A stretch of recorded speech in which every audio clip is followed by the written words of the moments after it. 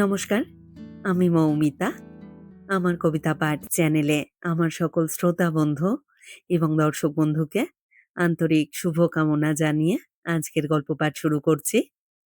আজ আমি আপনাদেরকে পড়ে শোনাবো বিখ্যাত সাহিত্যিক শক্তিপদ রাজগুরুর লেখা একটি মন ছোঁয়া ছোট গল্প। গল্পের নাম স্মৃতি ভালোবাসা। শুনতে থাকুন আজকের গল্প স্মৃতি ভালোবাসা। রঞ্জনা ভাবতেই পারেনি প্রথমে যে এমনি একটা সর্বনাশ ঘটে যাবে তার জীবনে। কিন্তু জীবন বড় বিচিত্র, এখানে অনেক কিছুই ঘটে যায়। রঞ্জনার জীবনের ঘটনাগুলো অনেক দ্রুত গতিতে ঘটছে। কলকাতার সেই দিনগুলোকে আজও ভোলেনি। সমীর সেখানে পিডাব্লিউডির ইঞ্জিনিয়ার। বালিগঞ্জের ওদিকে তাদের ছোট্ট বাড়িটায় ছুটির দিন আড্ডা জমতো অনেক মুখের মিছিলে। দেবব্রতের মুখখানা আজও মনে পড়ে, প্রাণ স্পন্দনে ভরপুর একটি তরুণ। ওই আড্ডায় সেই ছিল মধ্যমণি। সমীরের সহকর্মী দেবব্রতই তাস খেলা, পিকনিক এসবের আয়োজন করত। সমীর ছিল ঘর কোনো ধরনের নিষ্ঠাবান সৎকর্মী। দেবব্রত বলতো, কর্মই ধর্ম। সমীর তাহলে ধর্মবীর। কাজ তোরাই কর, আমরা তো স্রেফ ফাঁকিবাজ। সুতরাং বউঠান চলো, এই রবিবার ডায়মন্ড হারবার হইচই করা যাবে। ক্রমশ রঞ্জনার সংসারে এসেছে নতুন অতিথি, বিবেক অনিমা। ছেলে মেয়েদের নিয়ে রঞ্জনা ঝামেলা অনেক বেড়েছে। রঞ্জনা বলল, আহা, সংসার কে দেখবে দেব, বিয়ে থা করো এইবার। দেবব্রত হেসে ওঠে, বিবেক অনিমাও যাবে পিকনিকে, ওসব নিয়ে ভেবো না, সব ব্যবস্থা হয়ে যাবে। ছেলে মেয়ে দুটো কাকুকে চেনে, ওর সঙ্গে সমানে হইচই করে। রঞ্জনা বলে, আমার আসল প্রশ্নের জবাব দাওনি কিন্তু। দেবব্রত চাইল ওর দিকে, ও দেখছে ওকে। রঞ্জনা দেখতে সুন্দরী, ফর্সা উজ্জ্বল বর্ণ, মুখের আদলও কিছুটা পান পাতার মতো, টিকালো নাক, বড় বড় চোখ, পাতলা তার দেহের বাঁধন। এখনো দু ছেলেমেয়ের মা তবু ভেঙে পড়েনি। রূপ যৌবন যেন এক জায়গায় এসে থমকে দাঁড়িয়েছে। দেবব্রত চোখ নামিয়ে বলে, ওসব হবার হলে হবে, না হলে হবে না। ওসব নিয়ে তোমার এত মাথা ব্যথা কেন বলো তো? রঞ্জনা মিষ্টি হাসিতে সুন্দর মুখখানা ভরিয়ে বলে, কথা যে শুনতে হয় আমাকেই। মানে? নেবু অবাক হয়। রঞ্জনা হাসি উচ্ছল কণ্ঠে বলে, তোমার বন্ধুরা আড়ালে বলে আমি নাকি তোমার মাথাটি খেয়েছি, তাই আমারই মাথা ব্যথা। হো করে হেসে ওঠে দেব, হাসি চাপতে চাপতে বলে, তাহলে তো বাঁচতাম। তবু একজন তো মাথার দাম দিয়েছে। এ ওয়ার্থলেস মাথা দেবী, কেউ চিবোতে আসবে না। বলো, কালকে দুপুরের লাঞ্চে কি নেবে বলো, অর্গানাইজ করতে হবে। সমীর তো এসব দেখবে না। বেশ চলছিল দিনগুলো, কি এক স্বপ্নের ঘোরে। হঠাৎ সমীর সেদিন চিঠিখানা দেখায়। আমেরিকার কোনো এক প্রতিষ্ঠান সমীরকে তাদের ওয়ার্কিং ইঞ্জিনিয়ার হতে অনুরোধ করেছে। মাইনের অঙ্কটাও দারুণ লোভনীয়। সমীর বলে, এই সুযোগ ছাড়তে চাই না রঞ্জু, ওখানে গেলে হাল বদলে যাবে। বনে বাদারে করা আর কন্ট্রাক্টরদের চুরি সামলানো থেকে বেঁচে যাব আমি। আর বিবেকনিমাদেরও শিক্ষার সুরাহা হবে সেখানে। আত্মীয় স্বজন বড় দাদারাও আসেন। সবাই বলে, কি হবে এই পোড়া দেশে পড়ে থেকে, যা যা চলে যা আমেরিকায়, ডলারের মুলুকে। লিখে দে লিখে দে, ওদের প্রপোজাল অ্যাকসেপ্ট করেছিস। দেবব্রত শুনে এসেছে ফুলের তোড়ার মিষ্টি নিয়ে। কনগ্রাচুলেশন সমীর।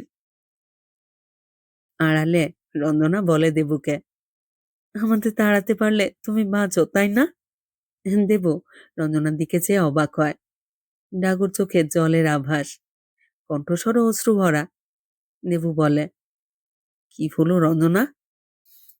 রঞ্জনা সরে যায়, কিছু না। অবাক হয় দেব, হঠাৎ কি যেন একটা চকিত বেদনা সুর বাজে ওর মনে। নিজেকেও চেনেনি দেবব্রত। সমীরা চলে যাচ্ছে। রাত্রি ১২টার এয়ার ইন্ডিয়ার প্লেনে দমদম ছাড়বে তারা। দেবব্রত এসেছে ওদের সি অফ করতে। সমীরের আত্মীয় স্বজনেরাও এসেছে। বিবেক অনিমা বুঝতে পারছে না কোথায় যাচ্ছে তারা। রঞ্জনা দেবব্রতকে বলে, এবারে তাহলে এটা করো দেব। দেব চুপ করে থাকে।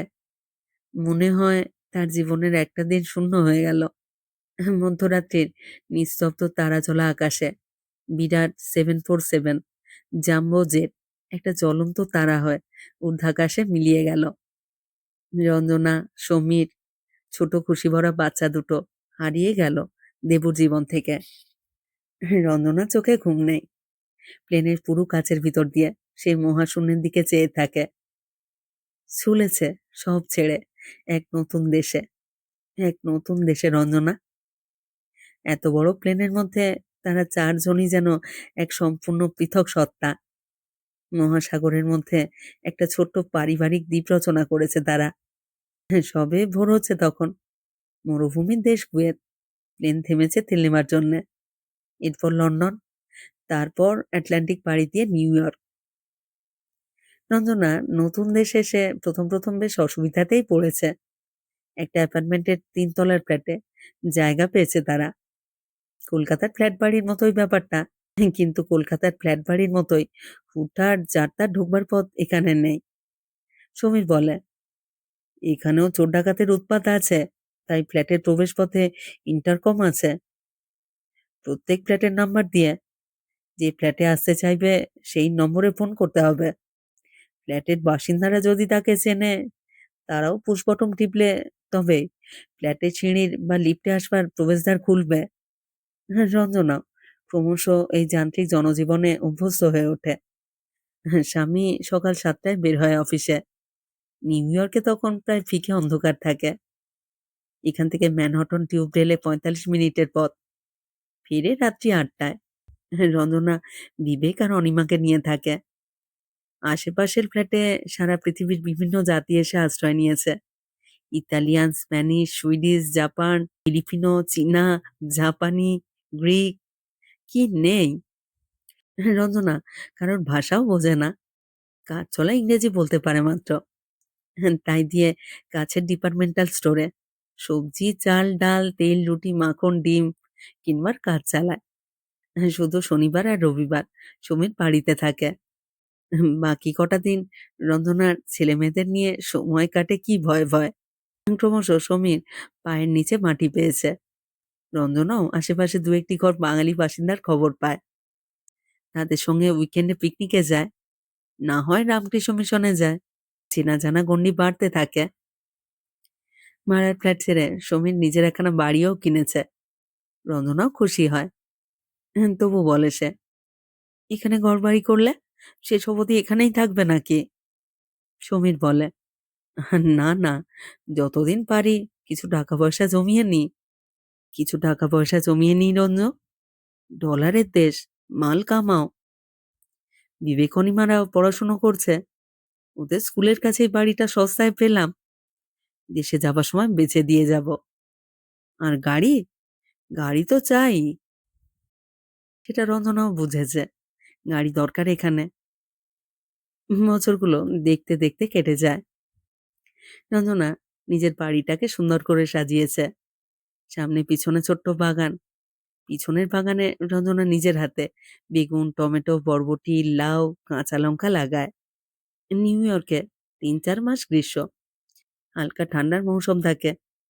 তার কিচেন গার্ডেনে তখন সবজি আনাজপত্র হয়। আবার শীতের সময় বরফে ঢেকে যায় সব। গ্যারেজ, ছোট বাড়িটা, সামনে একটা বড় ম্যাপেল গাছের ছায়ায় সুন্দর লাগে। শীতের আগে ম্যাপেল গাছে আসে হলুদ, গাঢ় লাল রং। পাতাগুলো ঝরে যায়। তুষার বিবর্ণ আকাশে পত্রহীন শীর্ণ ডালের হিজিবিজি। রঞ্জনারও বয়স বাড়ে। এর মধ্যে মাসখানেকের জন্য দু একবার দেশে এসেছে রঞ্জনা। বিবেক অনিমাও বড় হয়েছে। শীতের দেশ, খাবারের অভাব নেই, তাই ওদের স্বাস্থ্যও বদলে গেছে। বিবেক এবার স্কুল কোর্স শেষ করে গ্র্যাজুয়েশনে ভর্তি হয়েছে। এর মধ্যে দু একটা হোটেল স্টোরেও কাজ করে। অনিমাও স্কুল ফাইনাল দিয়ে কাজ করছে, এইবার কলেজে ভর্তি হবে। রঞ্জনার কেমন যেন ভয় ভয় করে। রূপ যৌবন এবং অপূরণ সম্পদ এসেছে অনিমার দেহে সহজে। স্কুলের বন্ধু বান্ধবদের সঙ্গে উইকেন্ডে কোনোদিন কোনি আইল্যান্ড বিচে, কোনোদিন লং আইল্যান্ড বিচে হই হই করে আসে। ওরা কেমন একটি স্বাধীন সত্তায় পরিণত হয়েছে। বিবেকও স্কুল টিমে জনপ্রিয় প্লেয়ার। ওরা নতুন জগতের সঙ্গে মিশে গেছে। তাই দেশে এসে ২-৪ দিন থাকবার পরেই বলে, "ন্যাস্টি মাম্মি, বাড়ি ফিরে চলো।" সেই বিদেশী তাদের কাছে স্বদেশ হয়ে উঠেছে। রঞ্জনা এই অল্প সময়ের স্মৃতিতে একজনের খোঁজ করে, সে দেবব্রত। সমীর বলে, "অফিসে গিয়েছিলাম, সব নতুন মুখ, দেবুর খবর পেলাম না। ব্যাটা কোথায় যে গেল? শুনলাম বোম্বাইয়ে চলে গেছে ক বছর আগে। দেখার হয়নি, ছুটি ফুরিয়েছে দেখতে দেখতে।" রঞ্জনা সবুজ গ্রাম, কলকাতার কদিনের জীবন থেকে আর যেন নির্বাসিত। এখানে তাদের ঠাঁই নেই। আবারও ফিরে এসেছে আমেরিকায়। ক্রমশ রঞ্জনা দেখেছে এখানকার শূন্যতাকে। সেটা দেখেছে ওর পাশের বাড়ির মিস নেলের জীবনে। বয়স্ক মহিলা একাই থাকে, সঙ্গী একটা ছোট স্প্যানিয়েল কুকুর। মিস নেলকে দেখেছে বিকেলের পড়ন্ত রোদে, শীতের বেলায় পার্কের বেঞ্চে বসে রোদ পোয়াতে। একা মিস নেলই নয়, দেখা যায় বেঞ্চে নীরবে বসে আছে অনেক বুড়ো বুড়ি, নিঃসঙ্গ, একা। এদের বলা হয় সিনিয়র সিটিজেন।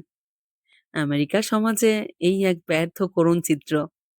এদের ছেলে মেয়ে নাতি নাতনি সবাই আছে, কিন্তু সাবালক হবার পরই ছেলেমেয়েরা চলে যায়, অন্তত এদের সঙ্গে থাকে না।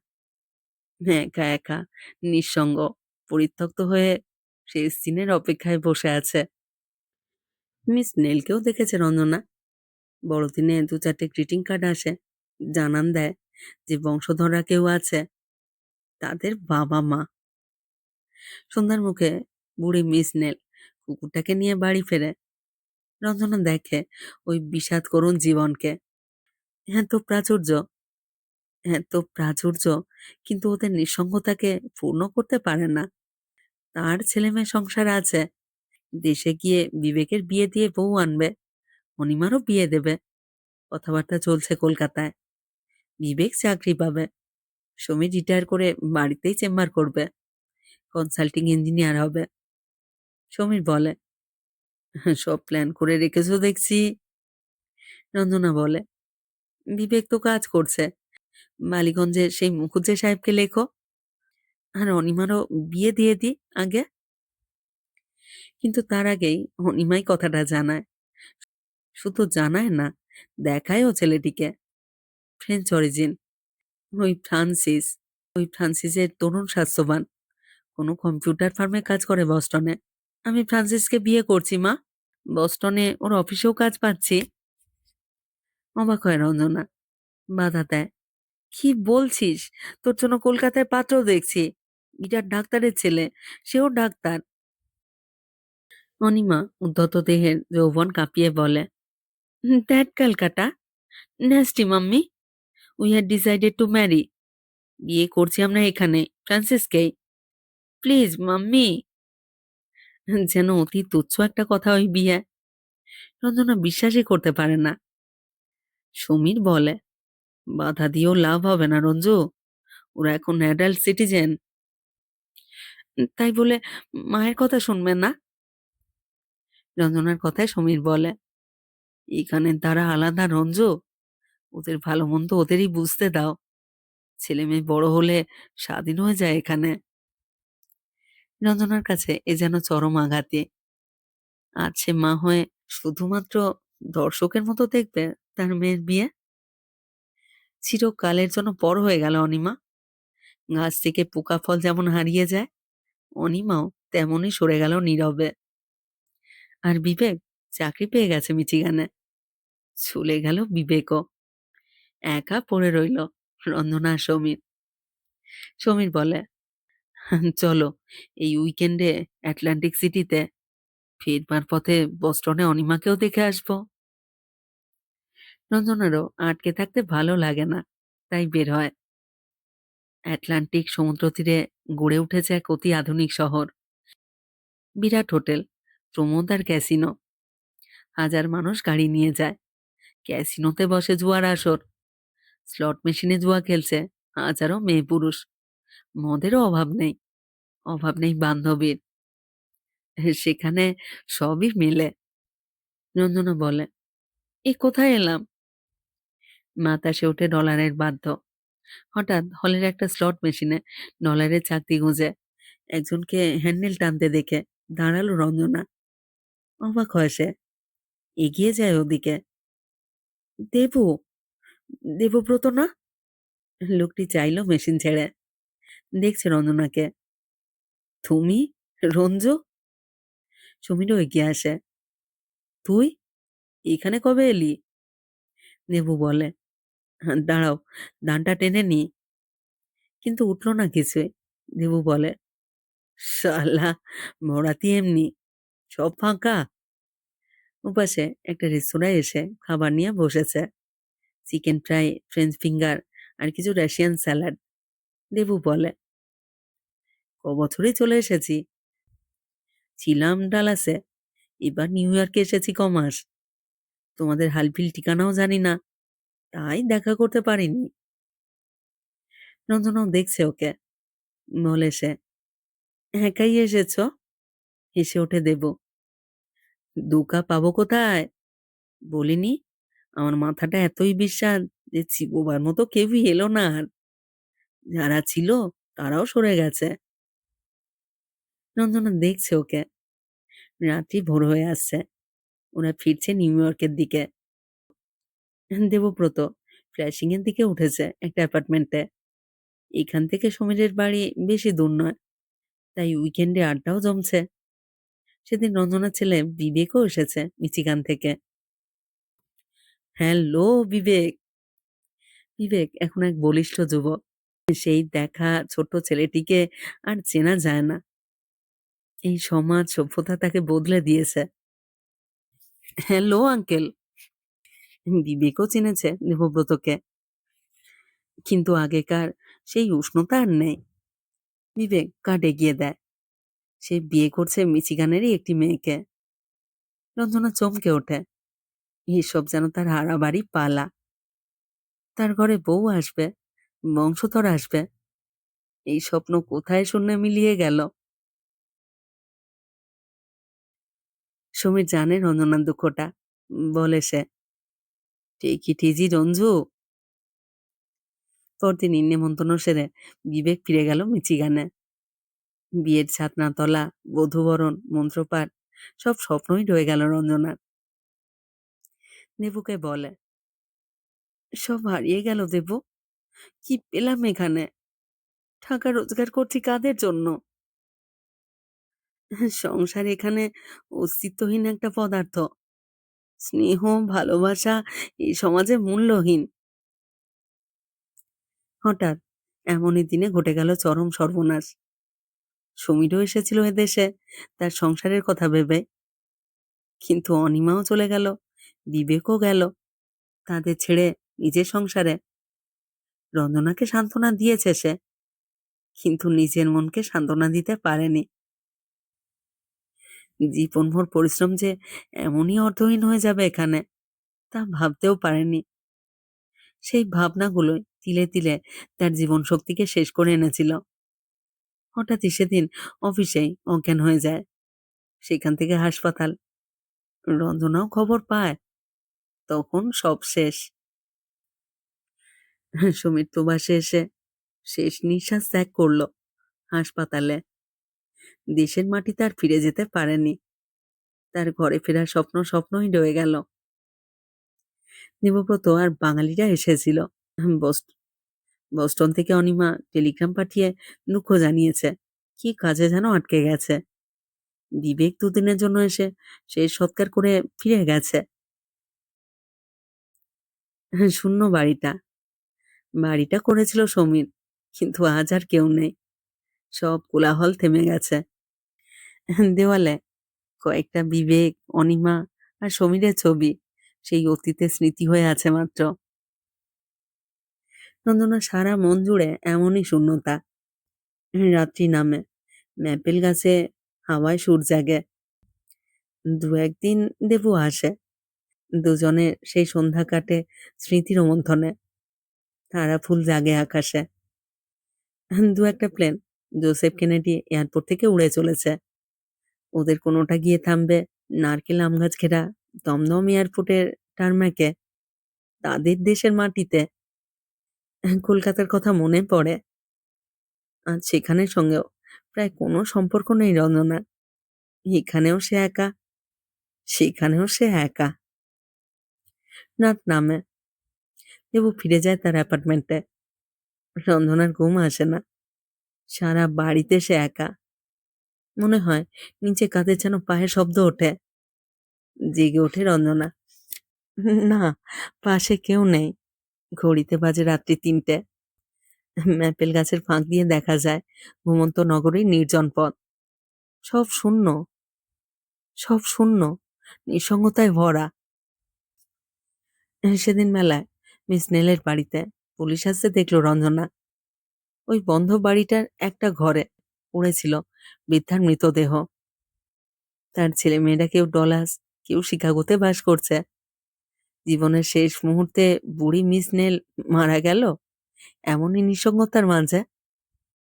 বন্ধ করে সেই কুকুরটার ডাকে আকৃষ্ট হয়ে কোনো প্রতিবেশী পুলিশে ফোন করেছিল। তারাই এসে আবিষ্কার করে ওই বুড়ির মৃতদেহ। চমকে ওঠে রঞ্জনা। আয়নায় দেখে নিজেকে বহুদিন পরে। সেই রূপ যৌবন আজ নিঃশেষ। মুখে চোখে একটা শূন্যতার ছায়া। এ যেন শীতের নিঃশ্বাসেই ম্যাপেল গাছের মতোই সাদা বরফের মাঝে দাঁড়িয়ে আছে নিঃসঙ্গ অবস্থায়।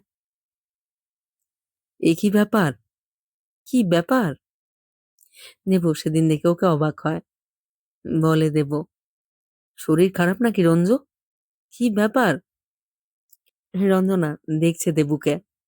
এখনো বলিষ্ঠ দেহ, মাথার কালো চুলে এসেছে রূপলি আভা। ওর মাঝে অতীতে সেই হারানো প্রেমের ক্ষীণ সুরকে আজ যেন আবারও আবিষ্কার করে রঞ্জনা। ভালোবাসা, প্রেম মানুষের জীবনে আনে নির্ভর অবলম্বন, একটি নিশ্চিন্ত আশ্রয়। আজ এই স্বজনহীন রিক্ত শূন্যতার মাঝে রঞ্জনা প্রেমের সেই চিরন্তন অর্থকে, প্রয়োজনকে খুঁজে পায়। রঞ্জনার দু চোখ বেয়ে অশ্রু নামে। নিঃসঙ্গ শূন্য জীবনের অসহায়তার বেদনা ঝরে পড়ে অশ্রু হয়ে। রঞ্জু, এই রঞ্জু! দেবব্রত দেখছে ওকে। কান্নায় ফুলে ফুলে ওঠে তার দেহ। রঞ্জু! দেবুর হাতটা ওর অনাবৃত কাঁধে। ওই স্পর্শটুকুই আজ রঞ্জনার কাছে আশ্বাস আনে, নতুন করে বাঁচবার আশ্বাস। রঞ্জনা বলে, বড় ভয় করে দেবু, একা একা বাঁচতে বড় ভয় করে। কেউ নেই, কেউ নেই, কিছু নেই, এর নাম বাঁচা। অবাক হয় দেবব্রত। বাংলাদেশের বিধবা, ছেলে মেয়ে বউ সব আছে ওর। সে দেশে থাকলে আজ রঞ্জনা হতো সংসারের সম্ভ্রান্ত করতে, মহিমাময়ী এক নারী। আর এই অতি আধুনিক সভ্য দেশ মেয়েদের সবকিছু কেড়ে নিয়ে আর জীবনের শেষ পাদে নিঃস্ব করেছে। দেবব্রত বুঝেছে রঞ্জনার এই বেদনাকে। দেবু বলে, কিন্তু তোমার সংসার? বিষণ্ণ হাসিতে রঞ্জনা সেই শূন্যতায় জেগে ওঠে। সে বলে, সংসার এখানে নেই দেবু, সংসার এখানে নেই। কোনো বাঁধন, ভালোবাসা এখানে অর্থহীন। তবু তবু সমীরকে ভালোবেসেছিলাম, সে ফাঁকি দেয়নি, কিন্তু ফাঁকি দিয়েছে এই সমাজ। তাই আজ শুধুমাত্র বাকি কটা দিনের জন্য একটা অবলম্বন হিসাবে তোমাকে পাশে চাই দেবু। দেবব্রত দেখছে রঞ্জনাকে। ওর মনে আজ সেই হারানো দিনের স্মৃতি। দেবু সেদিনও দেখেছিল যৌবনবতী সুন্দরী রঞ্জনার আজ সবকিছু হারিয়ে গেছে। শুধুমাত্র বাঁচবার জন্যই আজ তারা পরস্পরকে কাছে চায়। এই হৃদয়হীন শূন্যতার মাঝে ওরা জীবনের আশ্বাস ফিরে পেতে চায়। এই দূর পরবাসে। সন্ধ্যা নামে। ম্যাপেল গাছের পাতার আড়ালে দু একটা ভীরু তারা জেগে ওঠে। রঞ্জনার চোখের তারায় আবার কি তৃপ্তি শিহরণ জাগে। জাগে ভালোবাসার আশ্বাস। এইটুকু নিয়ে খুশি থাকবে সে।